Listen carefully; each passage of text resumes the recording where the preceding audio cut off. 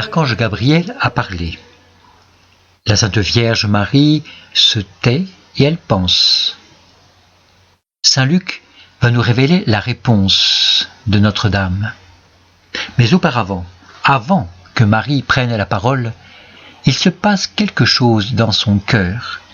Avant le fiat qui fera de Notre-Dame la Sainte Mère de Dieu, se tient un acte secret, caché, plus beau encore que la magnanime obéissance, c'est la foi de Marie.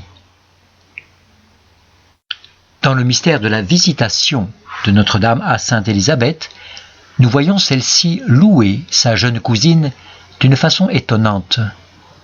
Dès leur première rencontre, Élisabeth découvre et révèle le plus beau trésor et la plus belle joie de Marie.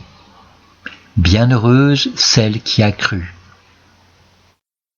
Pour autant qu'un regard mondain puisse pénétrer le sanctuaire du cœur immaculé, le chrétien doit s'arrêter sur cette merveille et s'y reposer.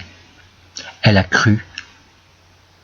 C'est la foi d'abord qui fait son grand mérite auprès de Dieu et qui éveille notre admiration. Plusieurs grands théologiens comme saint Albert ont admiré en premier lieu dans la Sainte Mère de Dieu le sanctuaire le plus intérieur, l'ouverture primordiale de son cœur à la lumière de Dieu, c'est-à-dire la foi, plus que l'humilité, que la charité, ou même que la virginité perpétuelle. La coopération de la Vierge à l'incarnation se résume dans sa foi en la toute-puissance de Dieu. La foi est la vertu principale de la vie terrestre de la Vierge Marie. En insistant sur la foi de Notre-Dame, Élisabeth oriente notre regard vers la virginité spirituelle de la Mère de Dieu. Oui, elle va dire fiat, elle va agir en Mère de Dieu, elle va décider, entreprendre, mais elle doit avant tout recevoir. Son action sera une réaction, son amour une réponse. Marie est grande d'abord et avant tout par sa foi. Elle est bienheureuse surtout par son écoute, son silence, sa docilité, son ouverture à la lumière.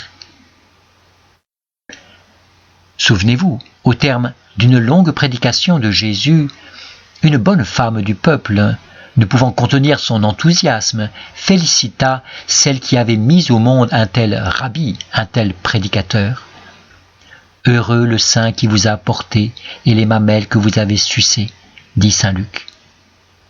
La femme s'émerveillait à la pensée de la vie active de l'heureuse mère d'un tel homme de Dieu. En réponse, Jésus ne nia pas, mais il orienta le regard de la femme vers la source de tout l'agir de sa mère. Heureux plutôt ceux qui écoutent la parole de Dieu et qui la gardent. Le rosaire nous fait participer à cette béatitude, la béatitude de ceux qui écoutent par la foi contemplative et qui répondent aux appels de Dieu par un fiat de tous les jours.